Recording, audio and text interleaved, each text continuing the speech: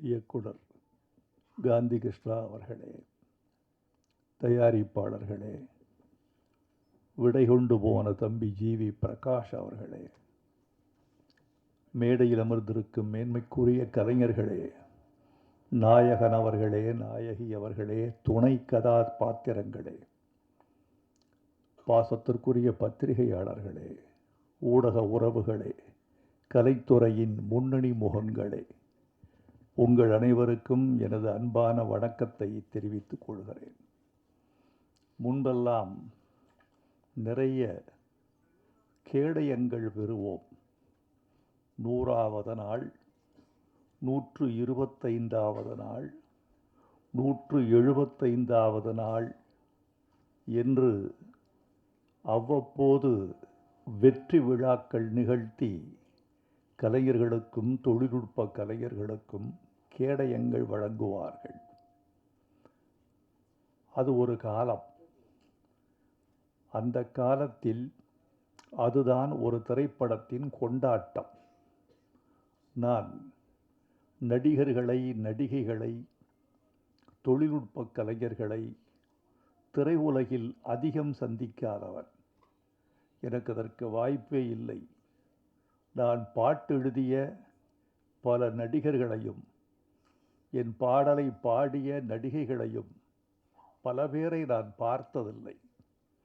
சில பேரை பார்த்திருக்கிறேன் என்றால் அது அந்த வெற்றி விழா மேடையாகத்தான் இருந்தது.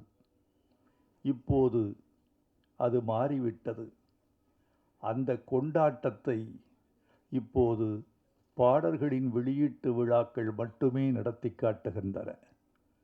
இது ஒரு கொண்டாட்டம். நம்மை நாம் அறிமுகம் செய்து கொள்வதற்கும், நம்மை நாம் நலம் விசாரித்துக் கொள்வதற்கும், ஓ இவர்தான் அவரா என்று புரிந்து கொள்வதற்கும் இந்த மேடை பயன்படுவதாக நான் நினைக்கிறேன். இந்த மேடையை கூட்டிய நண்பர் காந்தி கிருஷ்ணாவுக்கு என் வாழ்த்துக்கள். எவ்வளவு நேரம் வேண்டுமானாலும் பேசலாம் என்று தொகுப்பாளர் எனக்கு ஒரு சுதந்திரம் கொடுத்திருக்கிறார். அது உங்களை எவ்வளவு பாதிக்கும் என்பது எனக்கு தெரியும். அதனால் அவர் கொடுத்த சுதந்திரத்தை இந்தியாவின் சுதந்திரம் போல் நான் தப்பாக பயன்படுத்த மாட்டேன். நான் சரியாக பயன்படுத்தி சில நிமிடங்களில் என் கருத்துக்களை பதிவு செய்து விடைபெற வேண்டும் என்று ஆசைப்படுகிறேன்.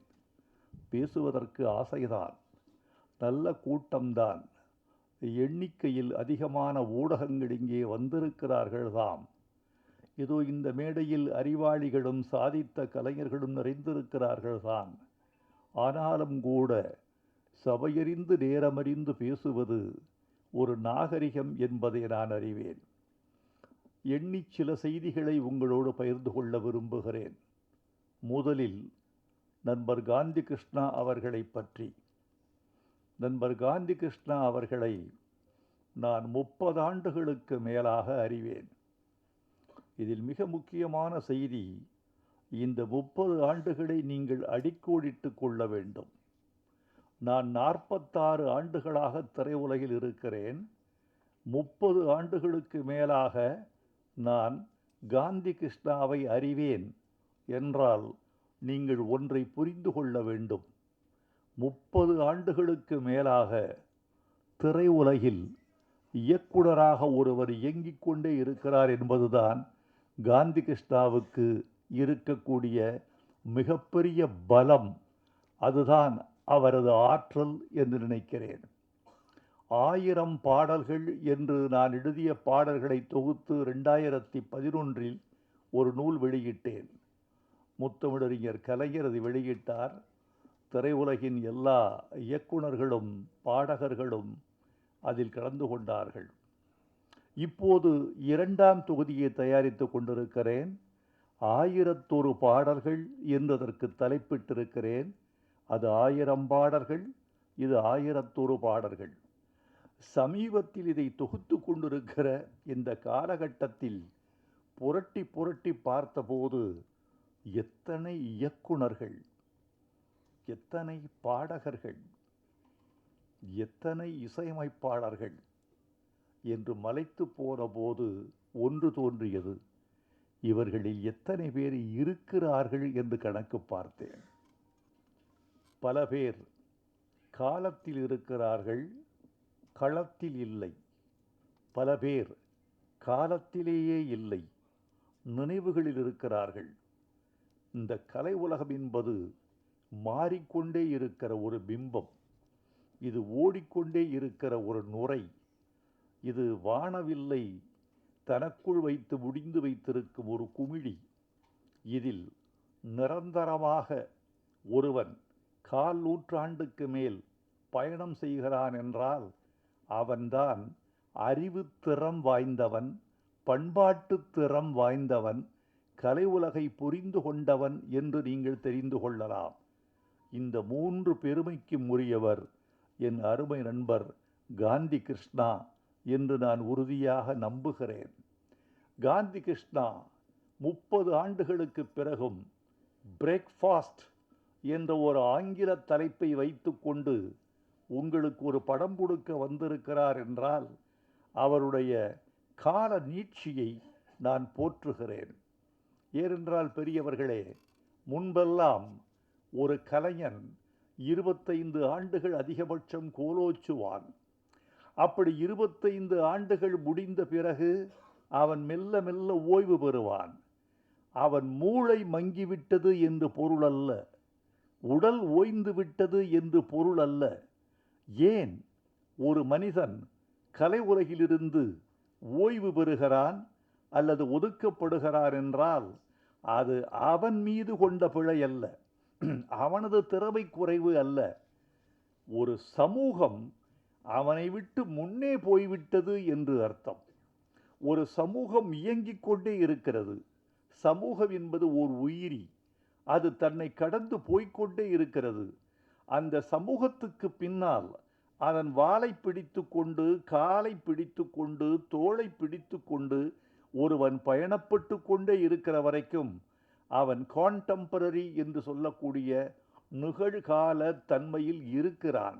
ஆனால் பல பேர் காலத்தை தவறவிட்டு விடுகிறார்கள். காலம் மாறுகிற போது தானும் மாறிக்கொள்ளாதவனை காலம் கருணையில்லாமல் விட்டுவிட்டு போய்விடுகிறது. ஆனால் என் நண்பர் நம்முடைய காந்தி கிருஷ்ணா தன்னை புதுப்பித்து கொண்டே இருக்கிறார். அவரோடு பேசினால் நேற்றைய சம்பவங்களையும் பகிர்ந்து கொள்ளலாம், நிகழ்கால சம்பவங்களையும் பகிர்ந்து கொள்ளலாம். செயற்கை நுண்ணறிவு, ஆர்டிஃபிஷியல் இன்டெலிஜென்ஸ் என்று சொல்லக்கூடிய இந்த செய்யறிவு 2900 என்ன நிகழ்வுகளை காட்டும் என்ற உண்மையையும் அவர் தெரிந்து கொள்ளலாம். தன்னை புதுப்பித்து கொண்டே இருக்கிற மனிதர், நல்ல கலைஞர் காந்தி கிருஷ்ணா. அவர் செல்லமே என்ற படத்திலிருந்து அவரோடு நான் இருக்கிறேன், என்னோடு அவர் இருக்கிறார் என்று சொல்வதெல்லாம் பிழை. அவரோடு தான் நான் இருக்கிறேன் என்பது உண்மை. ஏனென்றால் அவர்கள் நினைத்தால் எந்த கலைஞருக்கும் வாய்ப்பு கொடுக்கலாம். ஆனால் அவரோடு நான் இருக்கிறேன் என்பதனால் என்னை அவர் பயன்படுத்தி கொண்டே இருக்கிறார் என்பதுதான் உண்மை. அவர் குறித்து ஒரு செய்தியை உங்களோடு பகிர்ந்து கொள்ள வேண்டும். இயக்குனர் ஷங்கர் ஒரு முறை அவரை அழைத்து கேட்டேன், உங்களோடு பணியாற்றிய நம்முடைய காந்தி கிருஷ்ணா என்னோடு பணியாற்ற வந்திருக்கிறார்,